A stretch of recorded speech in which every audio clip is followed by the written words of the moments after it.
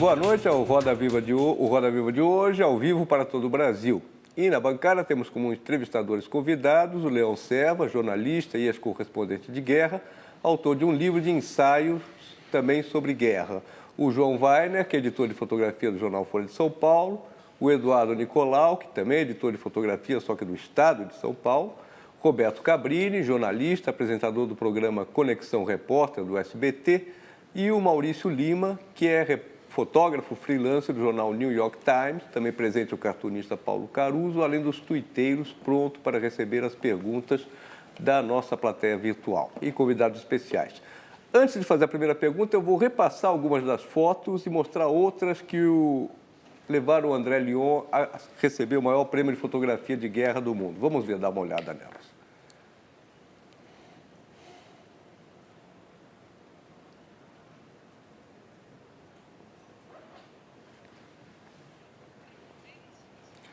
São fotos de guerra, são na Líbia, né? Essas. Todas elas são na Líbia. Foram tiradas no ano passado. Ele acompanhou até a libertação de Trípoli, né? Vendo o resgate de escudos humanos, ataques da NATO e ataques também do exército do Gaddafi. Fotos impressionantes, muito até chocantes. Boa noite, André. Obrigado por ter vindo aqui. Você estava em Nova York, veio para cá antes de voltar para a Europa. Eu queria saber, André, você é um paulista de Botucatu, 39 anos. Qual a sua formação? Da onde você veio? Como é que você virou fotógrafo de guerra, tendo essa carreira internacional? Como é que é? Da onde você veio? Eu nasci eu nasci assim, em Botucatu, mas eu nasci fora de Botucatu, num distrito de Botucatu que chama Rubião Júnior, né?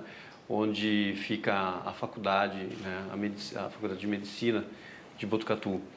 E muito pobre, né? Numa situação bastante complicada. Você é de família de classe média ou mais pobre? Mais pobre, bem pobre. Né, bem pobre, tipo a casa onde nós morávamos era uma casa de madeira, sem banheiro dentro, né, tipo sem nem nada, bastante. Chegou a fazer faculdade no Brasil? Não. No Brasil eu estudei, né, mas logo eu não me dei bem com a escola. Na escola nós nos tratamos mal. Hoje pensando eu também vejo que eu tratei mal a escola. Não só a escola me tratou mal, como eu também tratei mal a escola. Você saiu no secundário da escola? Na quinta série. E aí você foi para onde? Ainda em Botucatu, daí eu tentei fazer um supletivo, né? Não deu certo também. E aí eu fui embora para a Europa, né? Quando já 20 anos. E aí eu fui embora e cheguei na Suíça e depois da Suíça trabalhei um pouco como lenhador, né, cortando lenha, e depois fui para a Noruega, consegui um trabalho na Noruega, e na Noruega, depois de um tempo já na Noruega, eu consegui uma autorização do governo, né, fiz uma prova, tipo, que você faz uma prova e prova que tem algum conhecimento, né, e aí eu fiz um curso, que não é faculdade, é um curso superior de comércio exterior. E você fala norueguês? Falo norueguês. Diz boa noite para nós em norueguês. Gokvel. Não, boa noite para quando eu vou dormir ou boa noite agora para todo mundo aqui? Para todo mundo, sim. Gokvel. Obrigado. E o que você foi fazer na Europa? Assim, eu tinha certeza que se eu ficasse no Brasil, eu não chegaria a nada, né? E lá você chegou a ser lenhador, já é E lá eu já cheguei assim, pelo menos eu queria chegar num lugar, né, onde a sociedade não me sentenciasse a nada. O fato de eu ser lenhador ou qualquer coisa, mesmo que eu pedisse comida na rua na Europa, ninguém iria, sabe, ninguém me conheceria, entendeu? Ninguém nada, sabe? Eu não teria nenhuma ligação cultural, emocional, ou eu não sei, sabe? Eu queria um lugar onde eu pudesse começar realmente do zero. Eu li numa entrevista sua que você começou a ser fotógrafo com 30 anos. E que a vocação, vamos dizer, surgiu quando você foi fotografar um casamento até, uma coisa... É uma vocação... Não. A história do casamento é diferente. O casamento é dos meus pais, né? Ah, então você não estava presente. Não, eu estava. Ah, estava? Foi assim, meus pais se casaram na igreja, eu acho que eu já tinha, eu não sei a minha idade, acho que uns 6 anos de idade, né? E eu lembro que uma amiga de minha mãe tinha uma máquina fotográfica e eu tirei ali umas fotos, mas era pequeno, um molequinho pequeno. Acho que eles até jogaram essas fotos, porque o moleque que tirou a foto não deve ter sido boa. E eu nunca vi essas fotos, mas eu me lembro naquele momento que fotografia existia, sabe? Eu, assim, naquele momento eu senti que alguma coisa que eu não sabia o que era, e cresci pensando em fotografia. E aí, aos 30 anos, você... Eu tive condições para começar a fotografar. Foi assim, eu daí então comprei uma máquina fotográfica, né? E comecei a fotografar, como todo mundo fotografa. Né? Sei lá, a cadeira. Fotografava o tempo todo, fotografava tudo, menos todos. Nunca fotografava gente, né? Tinha medo de chegar perto de gente. E aí, logo isso aí foi quando eu terminei uma relação que eu tinha, né, de bastante tempo na Noruega, né, e me separei. Então foi um momento de transição bem grande na minha vida, né? Tudo de novo, eu deveria começar do zero. E fotografia me acompanhou naquele momento, né? A fotografia me servia como para refletir e tal. E até um ponto que eu odiava a fotografia que eu fazia, né? Eu odiava, não conseguia mais fotografar e dependia daquela coisa, sabe? Eu dependia de continuar fotografando, mas odiava o que eu estava fotografando. E aí eu quis fazer mais, né? Quis fotografar gente. Daí eu comecei a fotografar gente. E aí foi isso, assim. André, Oi. você fala muito da sua infância sofrida, até aparentemente violenta, em Botucatu.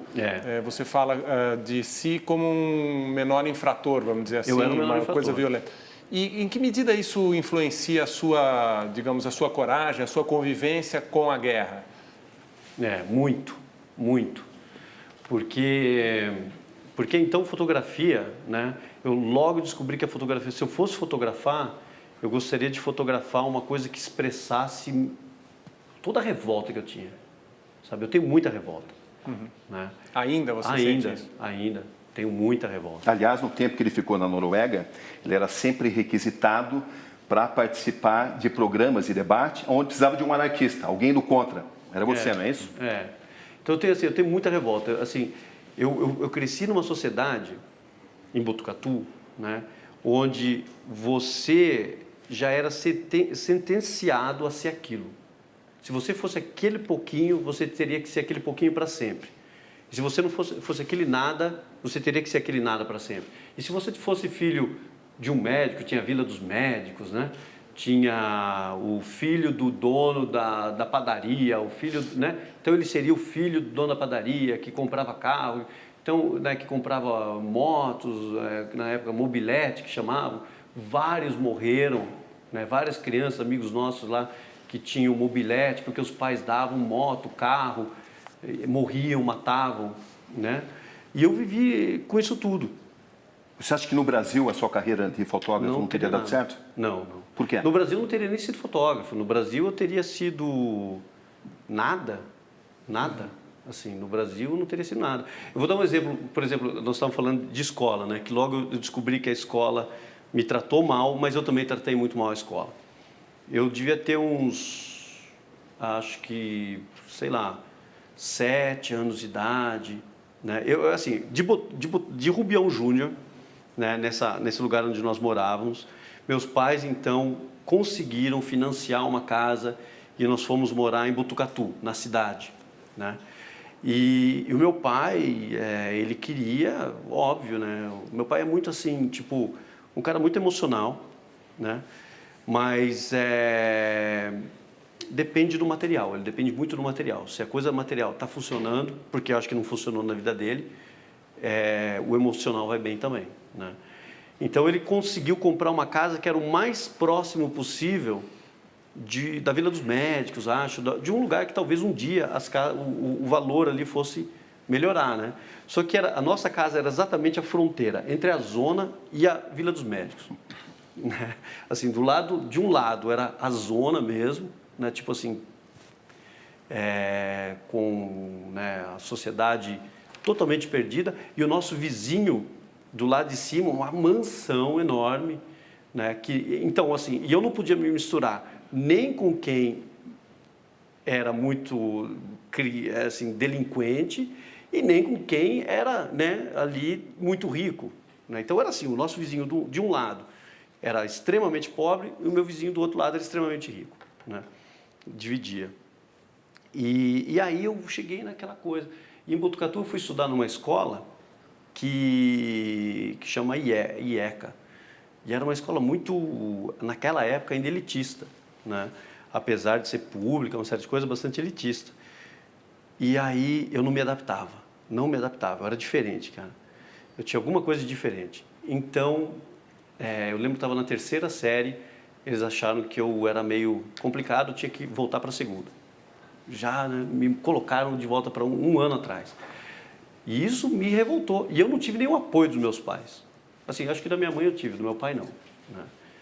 Porque, imagina, era uma vergonha. Pô, você, o que você é? O que está errado com você? A sua família aceita o que você faz hoje? Não, não aceita. Mas aí, entendeu? Daí eu me revoltei com isso tudo. Né? E na classe eu não me adaptava também. E a professora, ela fez assim, eu lembro da professora, teve uma vez, essa vez me marcou muito, que eu levei lá o caderno para ela corrigir as matérias, as lições. Quando eu voltei, tinha um cheque dentro do meu caderno, um cheque, né? E ali eu olhei para aquele cheque, eu falei, eu vou pegar esse cheque. Eu peguei o cheque, né? Fui embora com o cheque. Porque, assim, na sociedade que eu via era isso, você tinha que se agarrar àquilo que pudesse te mandar para frente, cara. Como é que você chega a cobrir guerra? Como é que você acaba nesse métier de cobrir Então, guerra? daí essa revolta toda é assim, me levou assim à guerra. No final, sabe, eu queria, assim, a minha fotografia, o que eu quero expressar na minha foto é o trauma, né? Sua revolta, você acha que está na sua fotografia? Eu acho que está na minha fotografia. Mas eu mostro um momento de trauma, onde aquela situação traumática, a vida da pessoa vai ter que mudar. Sabe? Aquela pessoa que está ali na foto, ela vai ter que tomar uma decisão. Para que lado ela vai? Porque a vida, até então, como a vida foi até então, ela não vai existir mais. E aí também o público, a pessoa que vê essa foto, eu espero que a pessoa também, de alguma forma, se relacione com esse momento de trauma e que o público também diga, oh, eu não vi isso antes, ou eu não senti isso antes, ou eu, sabe, não é chocar, é a pessoa realmente ter consciência de que a vida, ela pode, algumas vezes ela tem que tomar uma direção nova. André, deixa o João fazer uma pergunta que ainda não fez. Você acha que com essa tua revolta toda que você mencionou, se estourasse uma guerra em Botucatu, você ia pegar em armas?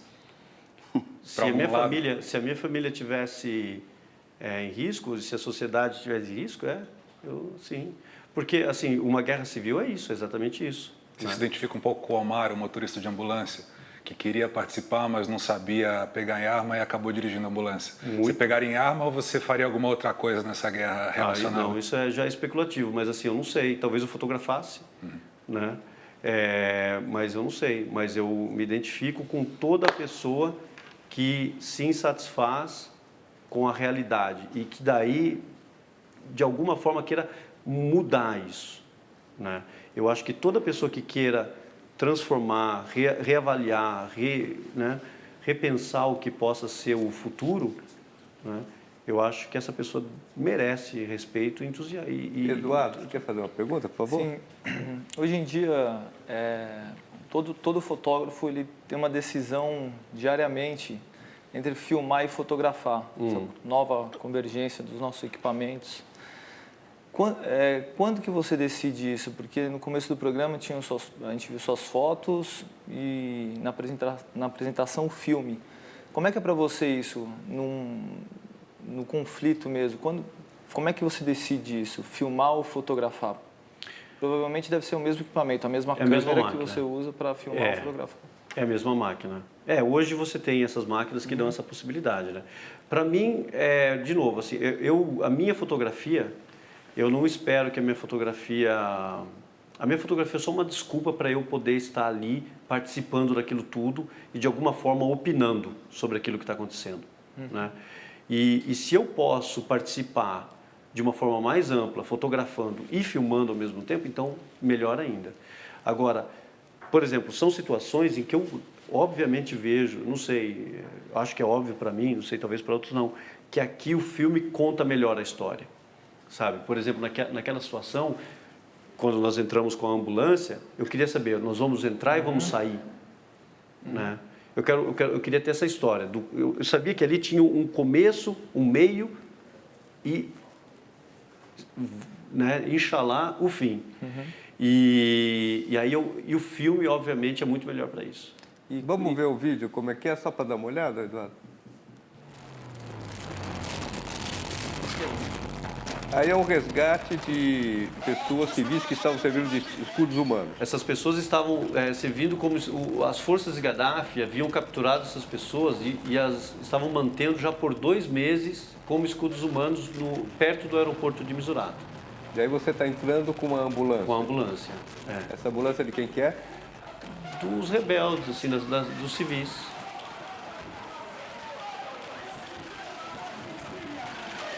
Esses são os escudos humanos, né? Esses são os escudos humanos. Você vê que são só mulheres, crianças e tinha um senhor idoso. Mas assim, essa era uma casa, tá? Existiam outras casas também. Só que daí também entra a questão do risco. Eu já tinha a matéria, eu já tinha a imagem.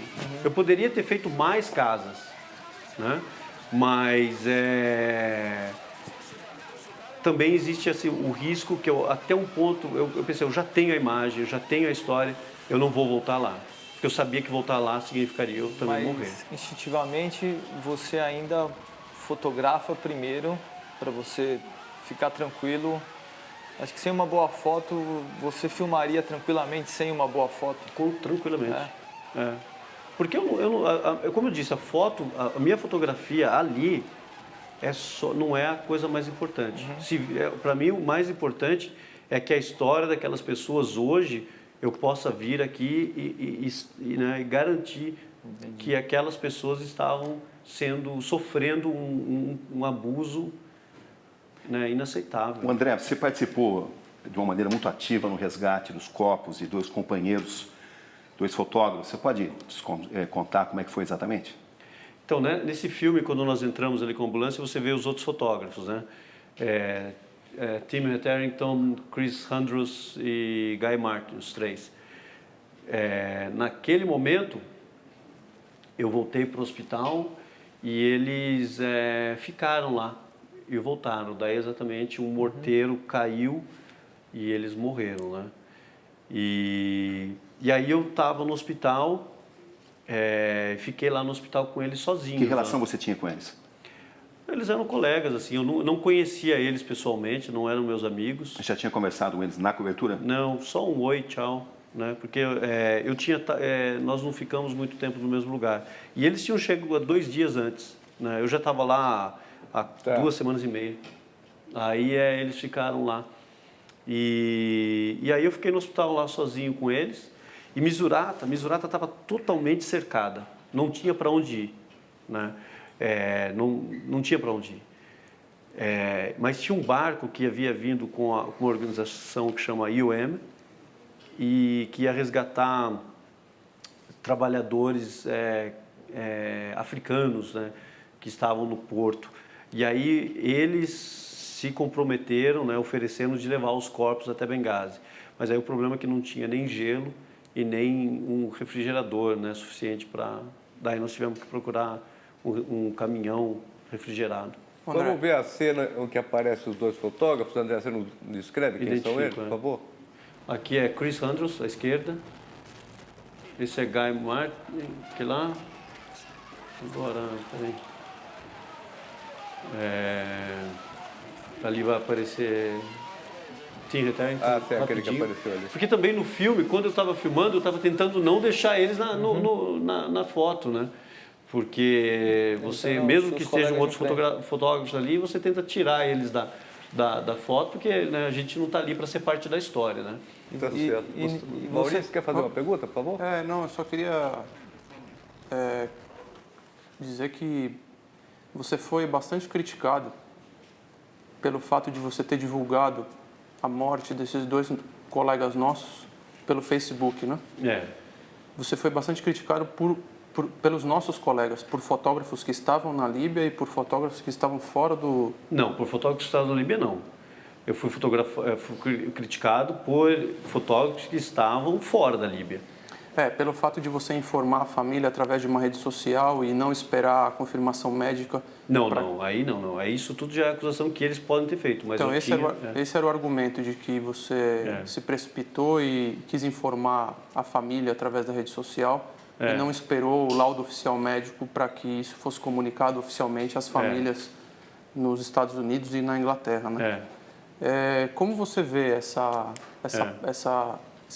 você agiu, hoje, parando para pensar com o fim de tudo aquilo que a gente presenciou, você acha que a sua postura ela foi correta? Você se precipitou ali com o calor da coisa, com o fato de você ter perdido companheiros, ver companheiros mortos ali tão próximo de você? Você acha que isso interferiu ali naquele momento? Hoje a sua postura seria outra? O que você pensa em relação a isso? Então, essa coisa do laudo médico eu nunca ouvi falar, mas o laudo médico já tinha, né? Eles estavam mortos mesmo. Tipo, o Tim chegou já morto no hospital, né? Eles tentaram reanimar ele por vários minutos e não conseguiram. Mas o Chris, ele foi declarado morto, mas então conseguiram de alguma forma reanimar ele. Mas ele estava com ferimento no crânio bastante sério. Já havia um pedaço de metal tinha tirado uma parte bastante grande do crânio dele, né? Então a morte dele, os médicos também não tinham ali equipamento para identificar uma morte cerebral, mas eles reanimaram o corpo e levaram o corpo para mantido sobre máquinas, né? E o corpo só estava tendo convulsões e não estava vivo. Era uma questão de minutos. E ele já tinha sido declarado morto antes disso. Quanto a informar as pessoas, né? Quando eu informei, eu estava sozinho no hospital com eles, né? No início tinham outros jornalistas ali também no hospital, quando eles chegaram. Mas depois todo mundo foi embora. Rapidinho todo mundo foi embora. E eu estava vivendo no hospital. A minha base era dentro do hospital, né? E eu estava lá usando a internet, tentando, né, falar em casa e tudo. Aí um médico chegou para mim e falou: e agora, o que nós fazemos com os corpos? O que nós fazemos com eles? Né? Guy Martin estava sendo operado, o Michael estava sendo operado. Eu falei: eu não sei, cara. Eu não sei. Eu não tinha contato com ninguém, não conhecia ninguém, eu não conhecia eles, eu conhecia Mike e Guy, mas eu não conhecia Tim, Chris, né?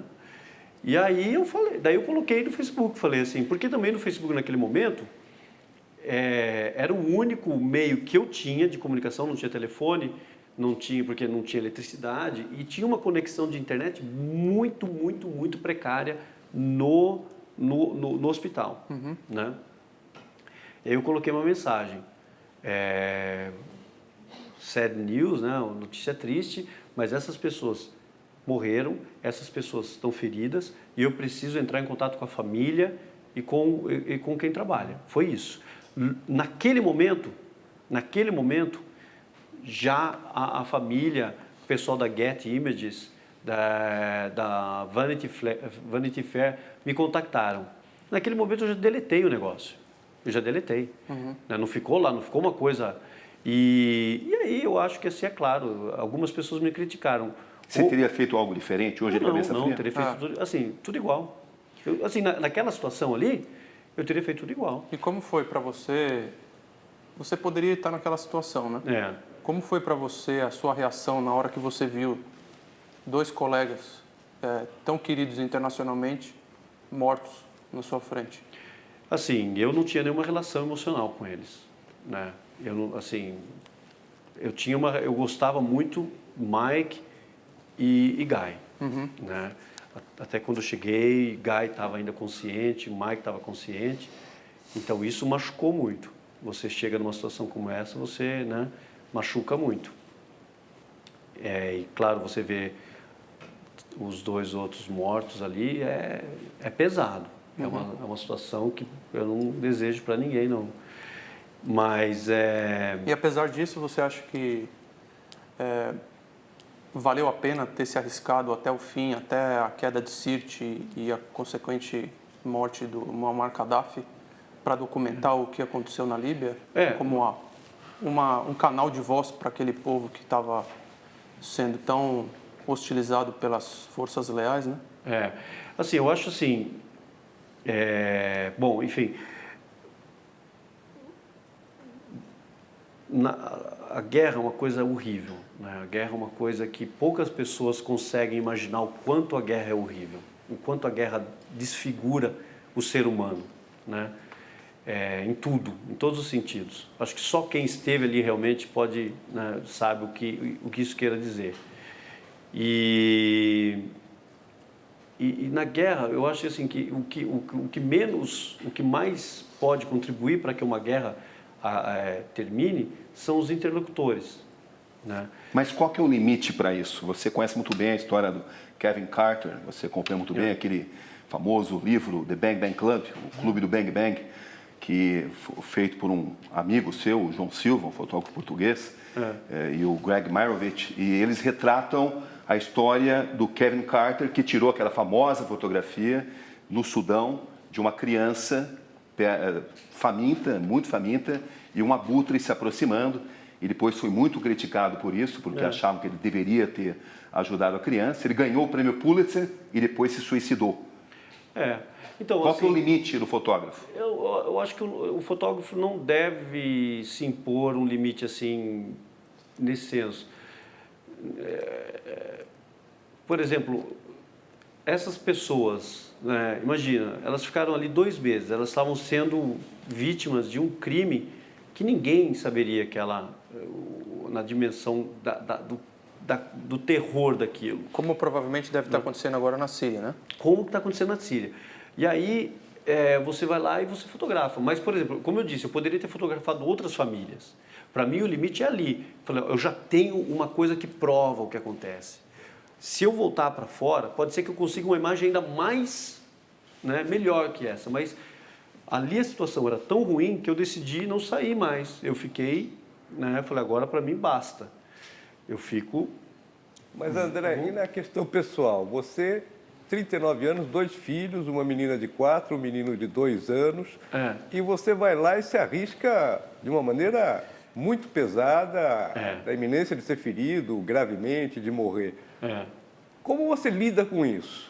Sabe? Então, como você ser um sujeito que tem mulher, família, filhos, enfim. Então, aí que, por exemplo, né, isso tudo é tudo junto. Por exemplo, com o Kevin, né, pergunta Cabrini, que o Kevin que fez aquela foto. Aí o que acontece? A sociedade não sabe o que é uma guerra. Aqui, a sociedade civil não sabe o que é uma guerra. E está certo assim, eu espero que ninguém realmente saiba o que seja uma guerra. Mas a sociedade, né, quando a sociedade se banaliza, não só na boa ignorância, que seja, eu não sei o que é uma guerra, não é culpa minha, não quero que você aprenda o que seja uma guerra. Mas quando a sociedade, então, se banaliza, a ponto de achar que tudo é puro, né, aí eles vão julgar pessoas como Kevin. Né, vão lá e vão falar assim, pô, mas ele deveria ter ajudado, deveria ter feito aquilo. Aí a sociedade se transforma numa coisa predatória, você sabe, moralista, uma coisa, né, pesada. Mas quando o fotógrafo deve apertar o botão e quando ele deve ajudar? Eu já ajudei várias pessoas. Antes de apertar o botão? Antes de apertar o botão, Eu já O ajudei. próprio Kelvin, ele espantou o abutre. Depois da foto, ele espantou o abutre. Foi um motivo de muita controvérsia isso, né? Não sabe se ele espantou o abutre para salvar a criança ou para na verdade, fazer a foto ninguém sabe o que ele fez. Entendeu? Ele contou tanta história. Tantas O histórias. próprio João Silva conta de uma outra forma a história. Mas nem o João estava lá. Né? O João não estava lá quando ele fotografou. Mas, assim, em relação daí, quanto aos meus amigos, a minha família, né? Porque, inclusive, em situação de guerra, de vez em quando você lembra de uma música que você canta com seus filhos. Isso, E como é que você se coloca numa situação de risco tão grande, tendo uma vida que você quer levar adiante, imagina? Aí o que entra, por exemplo, né, quando a sociedade se banaliza a ponto de se sentir suficientemente pura, ou feliz, ou segura, eu não sei, a ponto de judicar, julgar, né? Um indivíduo que está ali se expondo a esse tipo de situação, eu não quero que meus filhos vivam nessa sociedade, eu não quero essa sociedade para meus filhos, entendeu? E eu realmente espero que meus filhos cresçam numa sociedade onde eles possam ser críticos, que eles não sejam sentenciados como eu fui, entendeu? Eu não quero... eu quero que meus filhos cresçam realmente numa sociedade que reflita, né? E se o preço para isso seja um acidente como aquele que aconteceu com o Tim e Chris, né, eu aceito esse risco. Mas os meus filhos vão saber o que eu fiz, né, a minha posição como ser humano, a minha posição como pai. E você acha que suas fotos mudam alguma coisa na situação internacional, nesses conflitos, Não, as minhas fotos não, mas as minhas fotos me trazem aqui, por exemplo. Eu acho que para todos os jornalistas, né, ou para qualquer pessoa que faz uma coisa que ele poderia arriscar a vida, né, que ele doa a vida para fazer aquilo, a pessoa quer ter a oportunidade de refletir junto com a sociedade. A pessoa quer ter, e que essa reflexão parta com o maior número possível de pessoas, né? Então, a minha fotografia me dá essa possibilidade. E, de uma certa forma, a minha fotografia emociona uma pessoa ou outra, né? E eu não consigo, eu não gosto das minhas fotografias, eu não consigo olhar assim, eu me incomodo vendo a minha foto, porque eu conheço cada situação que teve ali. Então, você vê que cada situação da minha foto, como eu disse, é uma questão traumática. Imagina que é a interrupção violenta de um futuro. É alguém interrompendo violentamente o futuro de uma outra pessoa. Por exemplo, hoje, agora vindo aqui para o estúdio, com o motorista, ele está falando, olha, aqui nessa rua acabou de morrer um turista assassinado. Né? Então, alguém foi ali e interrompeu a vida daquela pessoa de uma forma violenta. André, você acha que com a quantidade de foto a que a gente está exposto, de foto de conflito, de vários lugares, você acha que a sociedade está amortecida, que as fotos não batem do mesmo jeito que batiam, como na época da Guerra do Vietnã ou de guerras mais antigas? E só complementando, você acha que a internet tem uma participação especial? Por exemplo, existiria a Primavera Árabe sem as redes sociais? Eu acho que existiria. Essa abrangência. Eu acho que existiria a Primavera Árabe sem as redes sociais, com certeza. Outros ditadores caíram pela força do povo sem ajuda de Facebook, sem ajuda de Twitter, né? Então, e eles podem ser os primeiros que usaram esse método, ou não vou dizer nenhum método, o método foi sempre o mesmo, guerra, mas uma ferramenta adicional foi o Twitter, o Facebook. Mas você acha que não ajuda essa pergunta do João da banalização da imagem? Todos os dias aparecem fotos com esse tema de crianças mortas. Olha, eu acho assim, pode ter imagem, pode ter muitas imagens, né? Mas aí, por exemplo, aí é o trabalho de vocês dois, né? Vocês dois como editores de fotografia, de falar assim, o que eu quero, para quem é que eu quero dar apoio? Porque a gente precisa muito de apoio. Aliás, em relação a isso, André, o senador americano chamado Hiram Johnson disse que numa guerra a primeira vítima é a verdade, né? Verdade. Como é que, como fotógrafo, você lida com a tentativa de manipulação de cada lado com o qual você convive numa cobertura? Só completando, você tenta ser isento ou não? Não. Assim, isento neutro? Isento. Isento. Isento sim, neutro não. Né? Isento sim. Por exemplo, aí nós falamos, por exemplo, então, da fotografia. Eu acho e eu busco um modo de fotografar que possa expressar a minha opinião. É a minha opinião. Eu, André, pai de 2 filhos, vindo de Botucatu, com os meus porquês, estou aqui me expondo a isso e documentando isso. Então eu quero que a minha fotografia tenha a minha cara, a minha opinião. Isso Então ela não é neutra. Então, ela não é neutra. Ela é uma manipulação da verdade, da realidade ali? É a minha visão. Agora, se alguém me perguntar quem é que é responsável por isso aqui, sou eu. Você ou, sou eu. Ou o veículo que você está representando. O veículo vai me dar o espaço, tudo bem, vai receber as críticas comigo, mas se for para ser criticado, eu vou levantar a mão e falar assim, sou eu. Goste ou não goste, sou eu. Né? Então, assim, isso eu acho que é o importante. Porque neutralidade, essa coisa de imparcialidade, de neutralidade, assim, o veículo ele tem que ser, mas o jornalista, eu acho que o jornalista tem que ter uma pegada, um porquê. Mas você se permite mudar de opinião durante uma cobertura? Você vai com a convicção e mudar essa opinião? Claro. Por exemplo, assim, tipo, por exemplo, a Líbia foi um exemplo muito claro disso, né? Que deu oportunidade para isso, que nós começamos em Benghazi com um grupo de civis, né, pedindo ajuda, e terminamos em Sirte com o mesmo grupo de civis que haviam pedido ajuda, derrubando a cidade com bombas, assim, né? Com a mesma técnica que Gaddafi usou um dia, eles estavam ali usando aquilo, né? E ali, obviamente, que os jornalistas já não eram mais assim, né? Ninguém estava pedindo ajuda, please, Mr. Sarkozy, help us, né? Então, ninguém estava precisando do Mr. Sarkozy ali. Então, era essa coisa. Nessa primavera árabe tem acontecido muito isso. Mesmo na Síria agora, a minoria cristã da Síria está desesperada porque os rebeldes são fanáticos muçulmanos, anticristãos e anti-minorias tradicionais que o governo protegia. Então, mais ou menos aparece para a gente como sendo uma coisa assim, aqui não tem mocinhos e bandidos. Na Líbia, você sentia, quando cobria, que tinha, digamos assim, até aquele momento, um lado bom lutando contra um lado mau? Assim, a Síria e a Líbia são muito diferentes. São casos completamente diferentes, que não dá para comparar.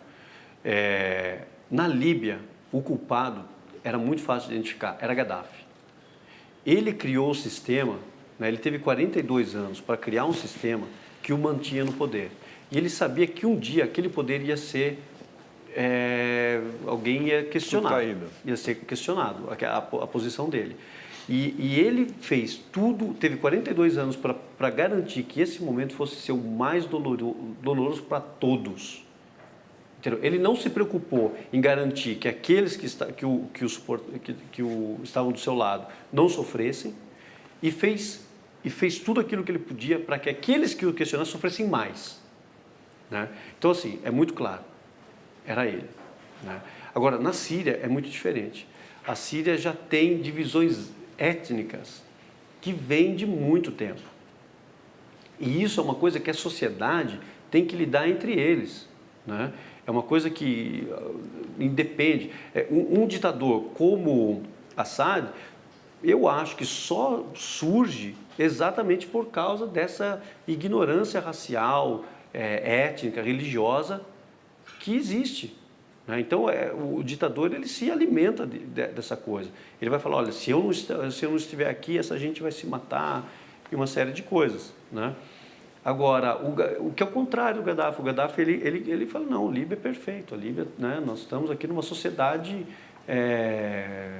socialista, né? Uma coisa que todo mundo tem acesso à educação, todo mundo tem acesso à saúde, é tudo maravilhoso, o que não era verdade.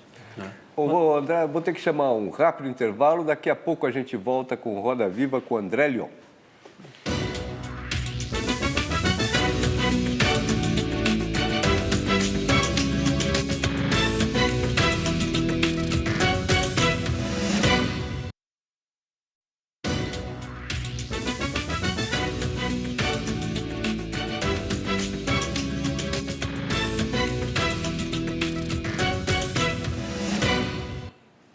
Voltamos ao vivo com o Roda Viva, que hoje tem no centro da sua arena um dos responsáveis pelos retratos de guerra, André Lyon, que foi premiado na semana passada em Nova York. André, eu vou passar mais umas imagens suas, um vídeo, inclusive que você se fere. Eu queria que você comentasse o que está acontecendo aí nesse vídeo. Nesse vídeo, esse rebelde, tá vendo? Eles vão disparar um canhão. Esse canhão é um canhão antitanque. Eles vão disparar um canhão numa casa, num muro que está a apenas menos de 10 metros de distância. Então você vê que todo o resto da bomba volta e fere ele na virilha. E ele sangra, tem um sangramento da aorta, e ele morre em menos de 1 minuto. Né? Esse que está no chão? Suhaili. Ele era um mecânico desempregado. E aí, aqui nós entramos, né, nessa garagem, onde os rebeldes também estavam usando como uma base. Aí você vê que ele já está morto, né, em menos de 1 minuto, ele perdeu todo o sangue dele. E os médicos estão tentando estancar o sangue, mas não... E aí uma bala vem, né, de fora e atravessa a parede, mas era uma bala explosiva, então ela explodiu na parede. E te pegou? E o resto da bala pegou atrás do meu pescoço e um pedaço de metal entrou aqui atrás, né? E doeu muito, mas felizmente não aconteceu nada comigo, mas ele já... Como é que você está escolhendo o momento de filmar, o momento de fotografar? Nessa situação também, é aquilo que eu disse, eu queria ver. Quando eu vi eles preparando o canhão, né, você vê ali, por exemplo, uma situação como essa. Esses são civis, são pessoas como todo mundo aqui, né, aquela que você me perguntou. Se tiver uma guerra, você em Botucatu vai pegar uma arma ou não? Eu não sei, mas eles tiveram que pegar as armas. E eles pegaram armas que eles não têm a menor ideia de como funciona. Aí, por exemplo, esse canhão antitanque, você quer que a bomba exploda lá na frente, né? Assim, centenas de metros longe de você. Mas eles dispararam esse canhão num muro aqui do lado, sabe? Menos de 10 metros de distância. E ali eu percebi, falei, o que vai dar isso aqui? Naquele momento, se você ver no vídeo, eu até me escondo atrás de outros rebeldes. Porque eu pensei que ali eu pudesse morrer também. Eu falei, e eu me escondo atrás de outros... É interessante, eu me escondo atrás de outros rebeldes, sabendo que se morrer, a minha possibilidade de sobreviver seria maior se eles morressem. Tá? Porque ali é uma coisa que eu penso, a guerra não é minha. Eu estou aqui, me enfiei nisso aqui, tá vendo? Eu me escondo atrás deles aqui, ó. Né? Eu tinha que, né, garantir a minha. Agora, André, uma das fotos suas icônicas, assim, mais conhecidas desse episódio, parece ser um fotograma do filme. Então, essa opção entre filmar e fotografar parece que não se coloca. Quer dizer, é possível publicar como foto um fotograma de um filme que você fez. Completando, Leão, hoje em dia você tem câmeras 4K que você pode extrair um frame, e um frame dessa câmera de vídeo é equivalente a uma foto de uma câmera de 14 megapixels. Então, só que isso muda completamente o conceito da fotografia, porque você fotografa pensando no clique, né? No momento decisivo. Bom, de novo, eu não estou ali fotografando. Sim. Né? Eu não estou ali, assim, a minha fotografia não tem valor nenhum como fotografia. Né? Eu não estou ali defendendo a minha fotografia, não estou ali fazendo arte, não estou ali pensando se alguém vai gostar ou vai achar que a minha fotografia ficou um ícone da guerra. Nada.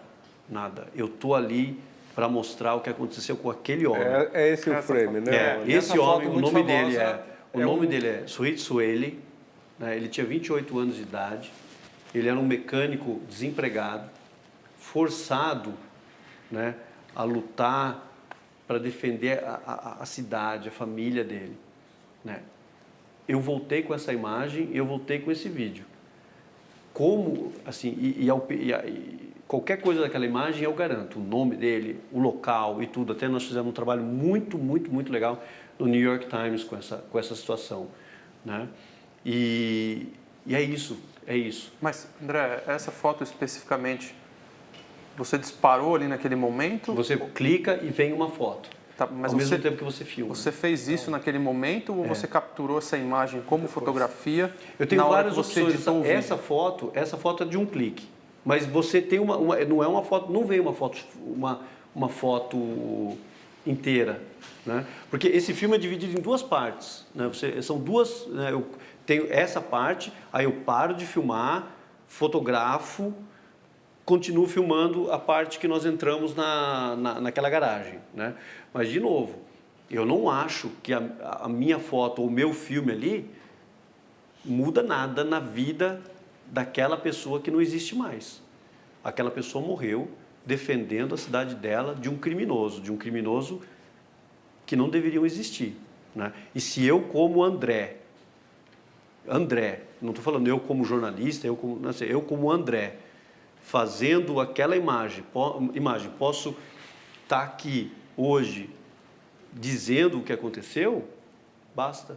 Mas ali, naquela situação, André, não te dá ou às vezes te dá a coisa, o que eu estou fazendo aqui? Por que eu não fiquei em casa? Total, na hora, toda hora. E o que te leva você mesmo assim a ir lá? De novo, eu não quero que meus filhos cresçam numa sociedade... Não, porque entre os jornalistas, entre nós jornalistas, o pessoal que cobre guerra é visto às vezes como uma tribo viciada em adrenalina, uns loucos que vão atrás de conflito e que não conseguem se livrar daquilo. É verdade isso ou não? Você é um dessa turma ou não? Tem gente assim. Lembra em Sirte? Você chegou a encontrar um fotógrafo inglês, enfim... nós estávamos lá,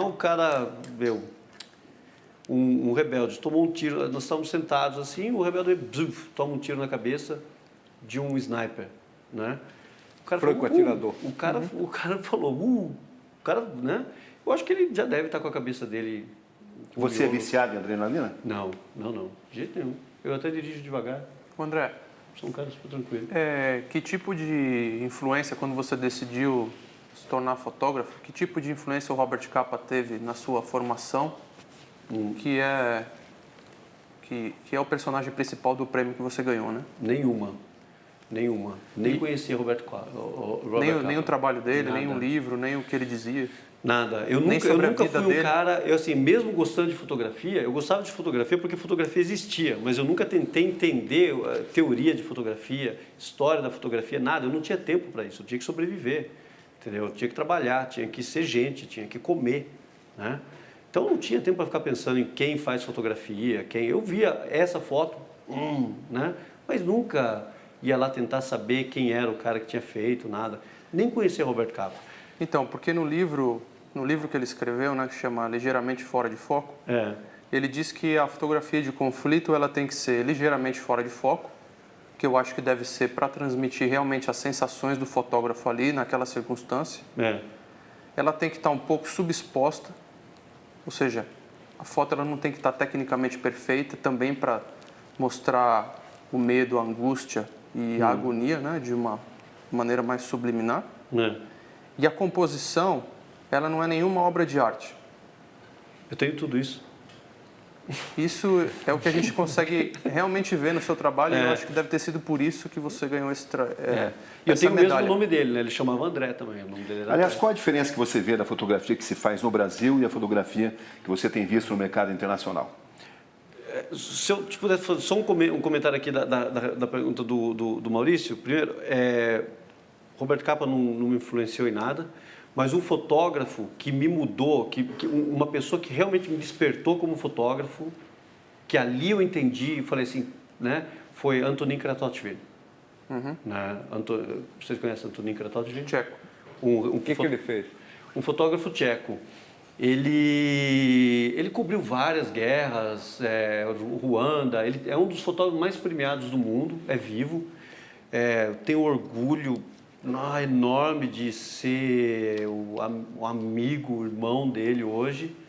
Ele é padrinho dos meus filhos, né? Antonín Kratochvil. Então, como eu falei, eu estava totalmente desencorajado com a fotografia, né? Eu não gostava mais de fotografia, quer dizer, não gostava mais do que eu estava fotografando, eu estava me sentindo mal. E aí teve lá tinha um fotógrafo famoso que ia vir na cidade dar um workshop. Eu não sabia quem era e fui. O Antonín já deve ter quase uns 70 anos hoje. E fui lá nesse workshop, falei, vamos lá, vamos ver. E o Antonín é um personagem, é uma figura. E na hora ele me provocou. Ele é um cara que provoca, né? E me provocou, ele assim, tipo, realmente me abriu. Aí eu entendi, se eu quiser fotografar, eu vou ter que aceitar quem eu sou. Aí é que entra essa revolta, essa revolta toda. E aí eu aceitei tudo que eu tinha de revolta, cara, porque até então eu estava tentando ser normal, sabe? Porque então você quer sobreviver, então você tem que sobreviver, você tem que, né, agradar, tem que, né, comprar pão, tem que fazer a coisa, o mundo ser mundo, né? Até que o momento que eu falei assim, deixa para lá o mundo, deixa para lá ser normal, né? Deixa para lá ser tudo, né? Aí eu aceitei tudo que é trauma que eu tinha, aí eu aceitei tudo. André, Né? só para concluir essa citação da frase, como você vê isso, e no final, né, que a composição não deve ser nenhuma obra de arte, como você vê essa questão da estética, da violência e do sofrimento das pessoas? Qual é a sua relação? Como você se porta diante das pessoas que estão sofrendo à sua frente? Que tipo de relação você estabelece?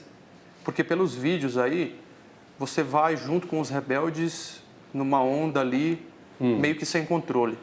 Como você estabelece no momento que você para fotografar?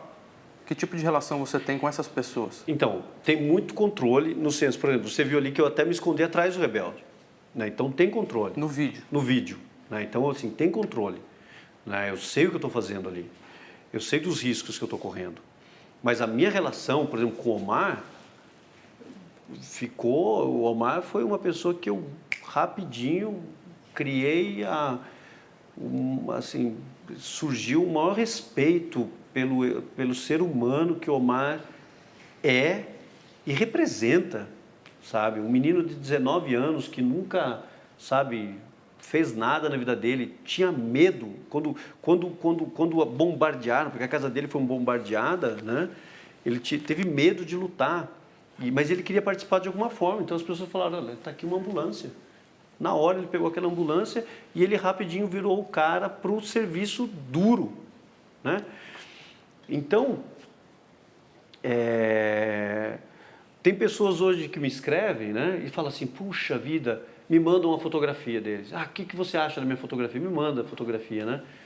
Aí eu penso assim, o que esse cara quer que eu responda? Que eu falo assim, nossa, me emocionei, nunca vi nada tão bonito. Né? Não escreve nada sobre ele, não escreve nada sobre porque ele fotografa, sabe? E porque eu acho que assim, sabe, para mim assim, fotografia não é mais nada do que uma desculpa, sabe? A fotografia é nada, não tem valor nenhum se não tiver a ligação, o comprometimento mesmo. Eu não sei como explicar isso, mas assim, o fotógrafo que quer ser fotógrafo, eu já não entendo. Entendeu? Eu não entendo fotografia como uma profissão, não é uma profissão. Você nunca se imaginou fotografando uma Copa do Mundo, uma Olimpíada ou um editorial de moda? A fotografia não te pega nesse sentido? Não, assim, eu não vou. Eu posso fotografar, por exemplo, moda. Eu gostaria de fotografar moda, mas não assim para tipo se eu fosse fotografar vestidos bonitos. Né, o conceito de beleza, não, o comércio, entendeu? Eu gostaria de fotografar isso criticando, observando a minha opinião, o que eu acho disso. Agora, se um cara me falar, olha, vai lá e fotografa o que vende, né, assim, não, uma fotografia comercial não, estética. Mas se eu for fotografar a relação das pessoas com a moda, com a beleza, um estudo desse mundo, aí sim, não tem problema nenhum. Nós vamos agora para mais um breve intervalo, voltamos daqui a pouco com Roda Viva e depois tem a pergunta do Roberto Cabrini. Até lá. Desculpa.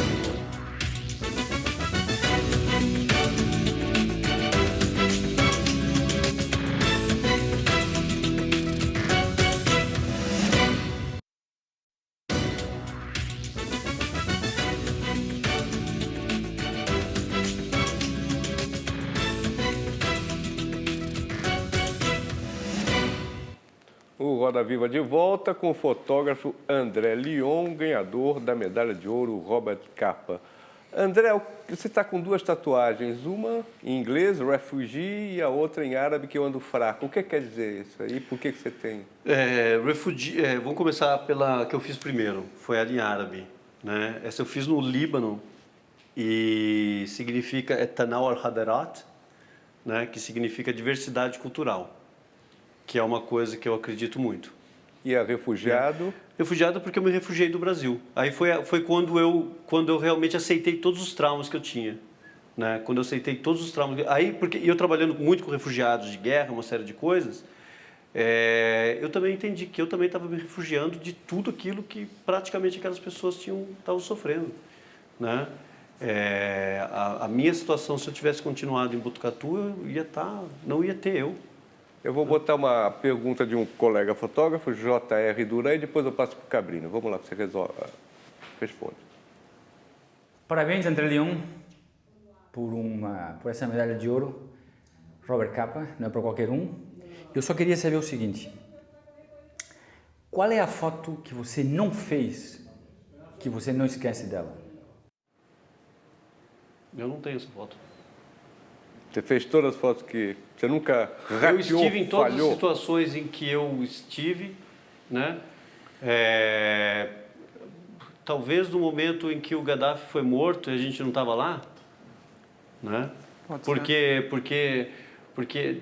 E não porque, sabe, porque eu penso assim, perdi um peixe grande. Não por isso, cara, porque o Gaddafi, ele morreu, todo mundo viu como ele morreu, né? Eu acho que se talvez jornalistas estivessem ali, talvez, sabe, ele tivesse sobrevivido. E nem no senso de salvar a vida dele.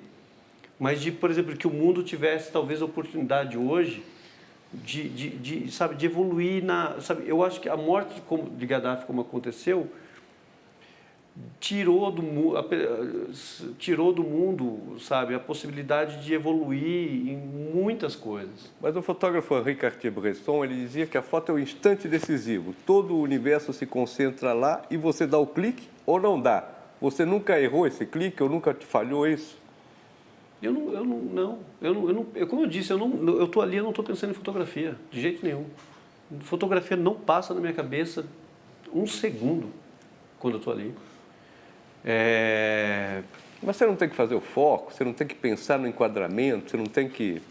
Não tem, né? Tem, você está ali... Então você está pensando naquilo. Não, mas eu não estou pensando assim, agora eu vou pegar a foto perfeita, agora eu vou pegar a foto perfeita. Ou eu vim aqui porque hoje eu vou conseguir uma foto que vai virar a foto icônica que vai representar a coisa da Líbia, sabe? Não, assim, não é esse o meu objetivo. Porque uma das suas fotos da escadaria, daquela série de fotos, é uma foto tecnicamente complexa. Você pensou ali em composição, em luz. Então, você pensa... Não, eu sei fotografar. Né? Assim, a ponto de que eu não precise ficar... Essa que é a foto. Essa imagem não é uma imagem de quem não está pensando em fotografia. Não, eu sei fotografar. Eu acho que é como um cara que sabe dirigir. Ele não fica pensando, agora eu tenho que trocar a marcha, agora eu tenho que frear, agora eu tenho que usar a embreagem, tenho que usar a seta. O cara dirige, o cara vai de A a B e nesse momento ele fica pensando no resultado de chegar a encontrar a namorada, na próxima reunião que ele vai ter, né? no porquê que ele está se locomovendo de A a B. Você trabalha mais com instinto. Ele sabe por que ele está indo de A a B. Ele não fica pensando no processo que o está levando ali, né? Para mim é isso também, fotografia. Talvez eu sei fotografar. E eu sei como eu quero fotografar.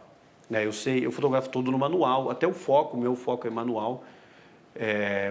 Não porque eu prefira o foco manual, é porque o foco automático não é tão rápido quanto eu gostaria que fosse. E eu não vejo muito bem. Aqui eu não estou usando óculos, mas eu não vejo muito bem. Eu sou meio, né? Eu uso óculos, mas ali não dá para usar óculos. E aí eu tenho uma técnica. E isso é uma coisa que as máquinas digitais são fantásticas. Porque você consegue aumentar o ISO e diminuir o ISO ali, né? E eu sempre fotografo, se você ver minhas fotos, a profundidade de fundo dela é sempre bem alta. Que eu sempre fotografo entre F10, né, a abertura bem alta. Profundidade. Para garantir que algum foco tenha. Mas isso é porque eu sei que eu, olhando, não vou conseguir colocar em foco. Entendi. Então eu já deixo a máquina mais ou menos preparada. Ainda falando sobre a técnica da fotografia, O que você acha dos novos dispositivos? Você falou da morte do Gaddafi. Se não houvesse esses novos dispositivos, a gente nós não teríamos as imagens, por exemplo, a Síria está em franco conflito. A gente não conseguiria fechar o jornal sem as fotos que chegam pelas redes sociais ou pela internet. Então, por isso que eu perguntei para você no começo do programa, é uma nova cobertura de guerra? Não é uma cobertura de guerra, é uma nova forma de denúncia de guerra, uma nova forma de denúncia de violência. Sim, mas em outros conflitos, talvez a gente ficou sem ver muitas imagens. Porque não tinha isso. Mas é o seguinte, eu acho assim, que, por exemplo, essas fotos feitas com telefone que os civis fazem, né? Eu acho que a sociedade, o cidadão, né? Vamos pensar no cidadão. O cidadão ele deve ter o direito de denunciar a violência a qual ele está sendo vítima, né? Seja verbalmente, seja por escrita, seja por fotografia ou filme, né? Sem que isso, só que a sociedade não está se adaptando bem a isso, a sociedade não está entendendo isso muito bem. Então a sociedade fala, putz, por que eu vou dar razão, por que eu vou dar ouvido a esse cara? Por quê? Não sabe, eu acho isso um crime que as pessoas não deem o valor que o cidadão está ali tendo. Falei, eu estou aqui, estou sofrendo, estou sob ameaça, estou documentando. Então os jornais, a sociedade chama de citizen journalist. Então eu acho assim que o cidadão, né, o cidadão ele tem que ter direito de se expressar sem ser crucificado como jornalista. Entendeu? Ele fala assim, o cidadão João fotografou a casa dele sendo assaltada. O João não virou jornalista só por isso, né? Porque uma agência internacional distribui a foto do cidadão. Do cidadão. E se o cidadão, então, garante tem um interesse e dá a possibilidade que uma agência internacional faça isso, tudo bem. Agora, por exemplo, na Líbia, né? Vamos usar na Líbia. Eu acho que o exemplo da Líbia, eu acho que a Líbia foi um dos primeiros países, talvez, né, a usar, em que os cidadãos estavam ali denunciando isso. Aquelas fotos que eles fizeram com os telefones celulares, elas tinham a energia imediata de denúncia, né? Então, assim, olha, nós estamos sofrendo agora, aqui, né? Agora, um momento em que essa necessidade imediata de denúncia acaba, né, não existe mais nenhum controle dessas fotos. Então, uma foto que eu tirei vai no teu telefone, vai no telefone dele, assim, assim, assado. E aí, o que antes era uma denúncia, acaba se transformando num vírus que passa ódio para muita gente. Você é contra essa Não. Eu sou a favor que o cidadão se expresse, documente e tudo. O que eu sou crítico é crucificar esse cidadão como jornalista. Agora, André, quando a gente estava na Somália, eu lembro de ter acompanhado discussões homéricas entre você e outros fotógrafos, porque você não concordava com aquelas fotografias que privilegiam demasiadamente a estética. Você gosta da fotografia nua e crua, que mostre a realidade mesmo, né? Dentro desse contexto, como é que você compara o trabalho que se faz no Brasil, em termos de fotografia, e o trabalho que se faz no mercado internacional? Tá, vou responder aquela pergunta tua. Vamos brigar com esse e esse cara aqui. No Brasil, né, vocês dois, por favor, né, briga comigo por causa disso. Eu acho que não tem um mercado para fotografia documentária, né? É muito mercado, assim, a fotografia de pauta. O que está acontecendo agora. Então, por exemplo, o cara chegar lá e falar, olha, eu vou me dedicar a essa história e depois ele vai publicar numa revista, por exemplo, a Veja. Quantas folhas dá a Veja de uma reportagem fotográfica? Né? Ou o Estadão ou a Folha. Né? Uma reportagem fotográfica. Isso, né, a fotografia de pauta, não quero tirar qualidade, nenhum mérito da fotografia de pauta, do cara que vai lá e tem que fotografar aquilo que está acontecendo e pronto. Mas ela tem uma outra característica da fotografia documentária, né? Que é uma fotografia que você pode ter uma semana, pelo menos. Né? Tem uns que usam anos para fotografar alguma coisa. Eu vou dizer uma semana. né, para documentar o que aconteceu essa semana na Líbia. Por exemplo, que é o trabalho que eu faço para Der Spiegel, por exemplo. Né? Nós temos há uma semana. Ou para Time Magazine, né, para quem todo mundo quer trabalhar, porque eles dão, então, mais tempo, mais possibilidades, uma série de coisas. Aí eu acho que isso não dá ao brasileiro hoje a prática da fotografia documentária. Por exemplo, o Marcos Prado é um grande fotógrafo. Eu acho que o Marcos Prado, se ele se dedicasse só à fotografia, ele seria hoje considerado internacionalmente um dos melhores fotógrafos do mundo.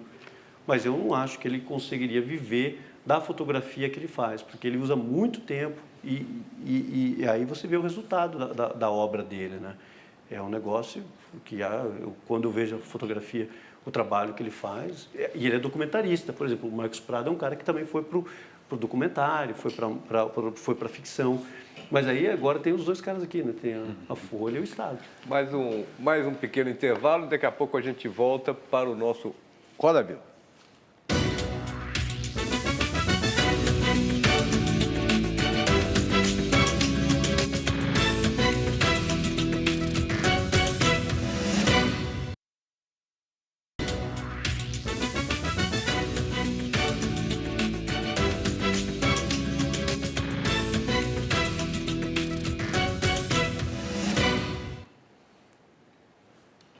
Estamos de volta ao Roda Viva com o fotógrafo André Lyon. Eu vou ler uma pergunta que chegou pelo Twitter, André. Como a sua família, seus pais, mulher e filhos veem o seu trabalho e como isso te afeta na profissão? É a Jéssica Brandino que faz essa pergunta. Eu acho que a minha mãe tem medo, né? Óbvio. Né? Mas a minha mãe também é super preocupada sobre, o Brasil, né? Minha mãe vive no Brasil, em Botucatu ainda, então ela tem medo das coisas que eu digo. Né? Se eu estiver, né, eu sou muito crítico e tal, aí ela fala, André, por favor, não diz isso, é perigoso para você. Se eu criticar um político, se eu criticar uma coisa, ela vai ficar com medo. E eu acho que até que ela tem razão, porque no Brasil, hoje é um dos países que mais mata jornalistas, né? Então, ela tem essa coisa. E a sua mulher e seus filhos? Meus filhos ainda não sabem muito. Mas a minha filha, eu acho que é mais a distância, né? E a minha relação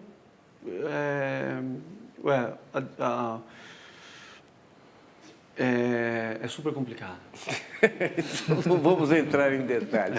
Leão Serva, André, faz sua pergunta. Semana passada, a imprensa brasileira deu grande destaque a uma série de fotógrafos mais americanos que adotaram o iPhone como câmera fotográfica, porque ele é mais resistente à areia do deserto e tal, mas também, em grande medida, por uma estética... Por que o iPhone é mais resistente à areia do deserto? Porque ele é blindado, não é isso? Não, quem fez esse teste? Bom, mas de qualquer forma, fotógrafos que estão cobrindo guerras usando iPhones.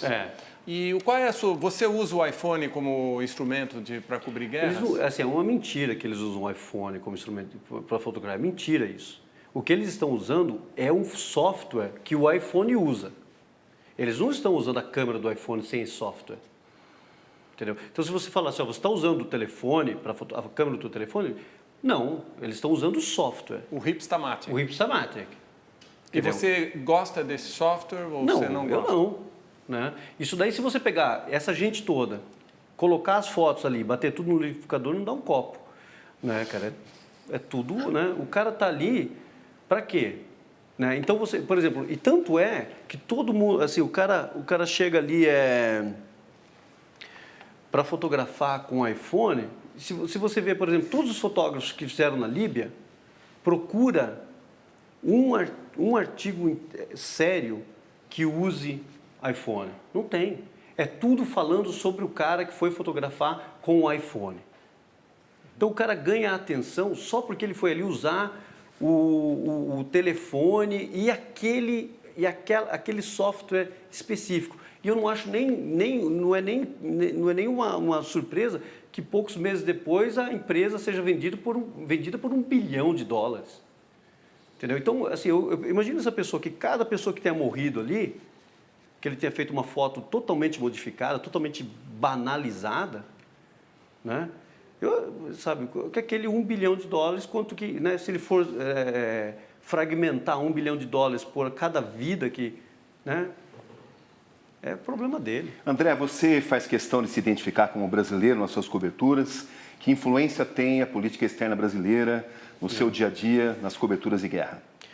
Assim, eu não me identifico muito como nada. Assim, quando chegam, eu falo onde eu nasci e onde eu moro. Né? Assim, você é de onde? Eu falo, eu nasci aqui, moro lá. Aí fica essa coisa já neutra de não ser uma coisa ou outra. Eu acho que a política brasileira, internacional brasileira hoje, é uma coisa muito delicada. O Brasil, ele quer amanhã estar sentado numa cadeira no Conselho de Segurança da ONU.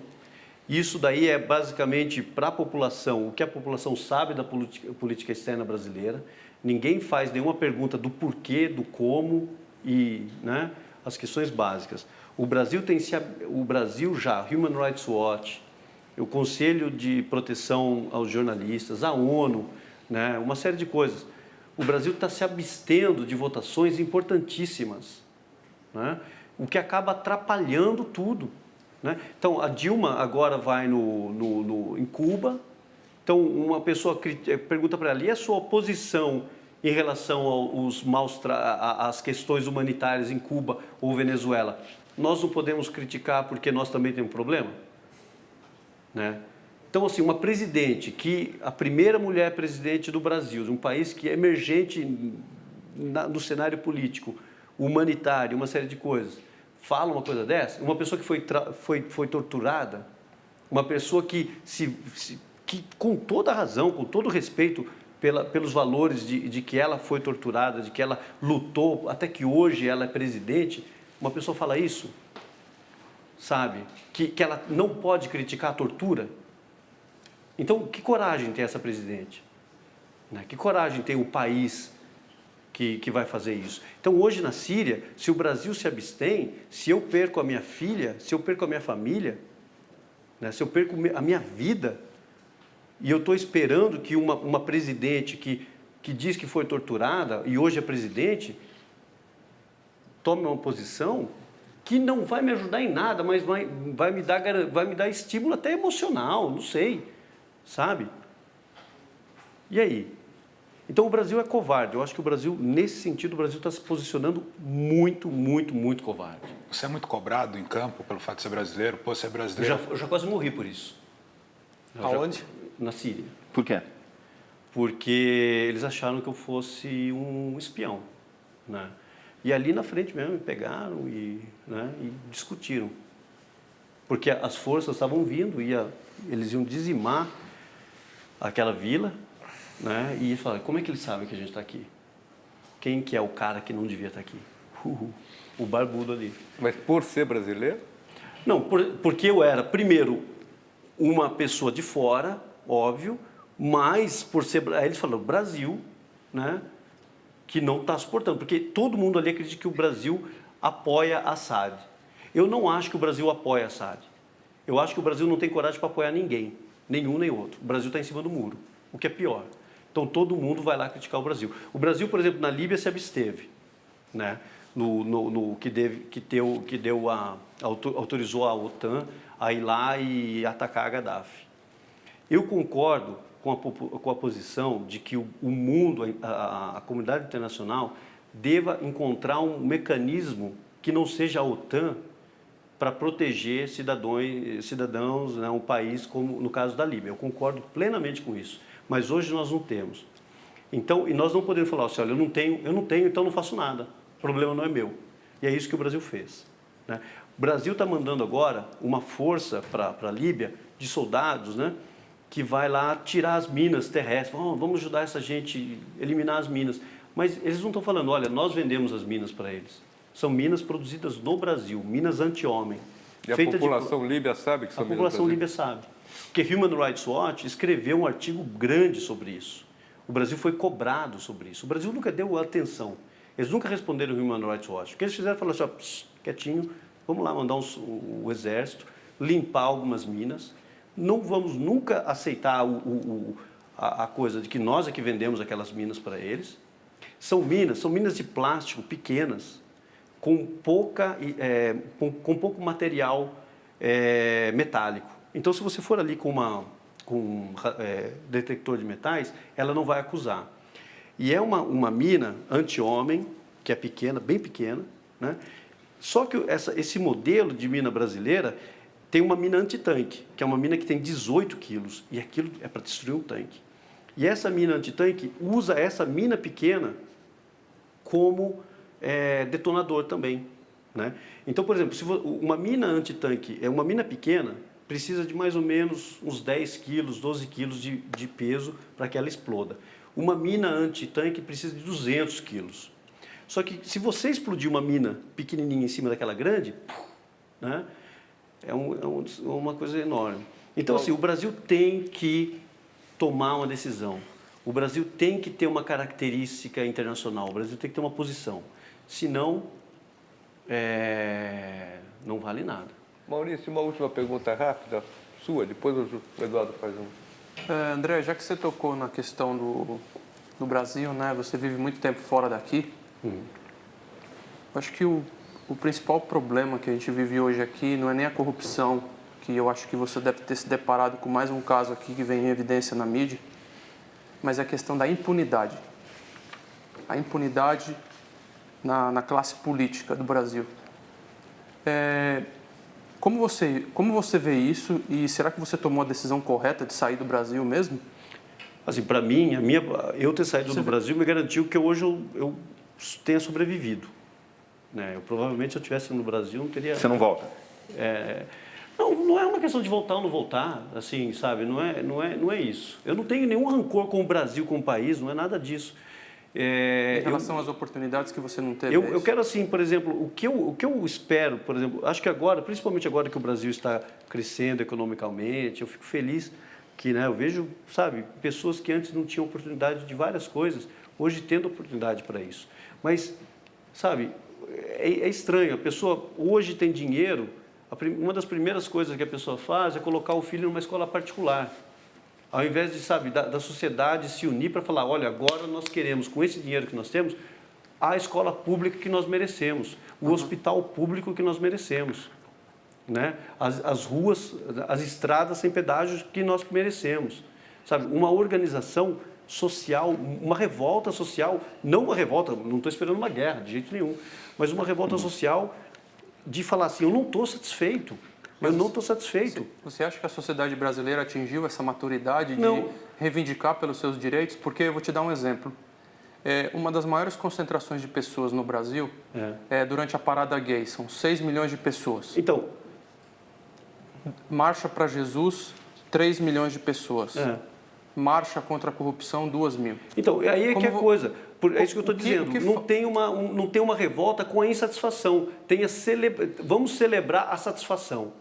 Vou celebrar, olha, eu sou gay e sou aceito. Uhul, vamos celebrar isso. Sabe, eu acredito em Jesus e sou aceito. Vamos celebrar isso. Sabe? Então, sabe, eu sou corrupto, vamos celebrar isso também. Talvez, né? Talvez fosse o caso, sei lá, daí, ou, né? Né, porque assim, eu quero ver um movimento, né, de pessoas que falam, eu não estou satisfeito, não estou satisfeito. Lamentavelmente, nós vamos ter que encerrar, que já acabou nosso tempo de 1h30. Chegamos ao final de mais um Roda Viva. Eu agradeço a presença do André Lyon, premiado em Nova York, do Leão Serva, do João Weiner, do Maurício Lima, do Roberto Cabrini e do Eduardo Nicolau, além do cartunista Paulo Caruso. Obrigado aos nossos tuiteiros, telespectadores e a plateia virtual e presente em frente às televisões. E fiquem agora com o programa Metrópolis, que traz na sua atração principal João Bosco. Até a próxima semana.